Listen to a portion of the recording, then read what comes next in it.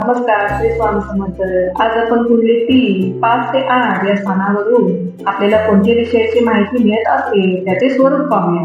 कुंडलीमधील 5व्या स्थानावरून त्या व्यक्तीचा बौद्धिक विकास, विवेकशीलता, त्याची खेळाडू होण्याची मानसिकता, तसेच इतरांचे प्रॉब्लेम सॉल्व्ह करण्याची कला आणि महिलांच्या कुंडलीवरून पहिले मूल इत्यादी विषयांची माहिती मिळते. आता 6व्या स्थानावरून एखाद्या व्यक्तीचे रोग, ऋण, शत्रू, कोर्ट कचेरी ही व्यक्ती स्पर्धा परीक्षा देऊ शकते का, व्याज आणि भाडे स्वरूपात ही व्यक्ती इन्कम करू शकते का, तसेच ही व्यक्ती जॉब करू शकेल का इत्यादी विषयीची माहिती आपल्याला कळते. आता कुंडलीतील 7व्या स्थानावरून लग्न, लाईफ पार्टनर व बिझनेस पार्टनर कसे असतील आणि महिलांच्या कुंडलीवरून दुसरे मूल इत्यादी विषयीची माहिती आपल्याला कळते.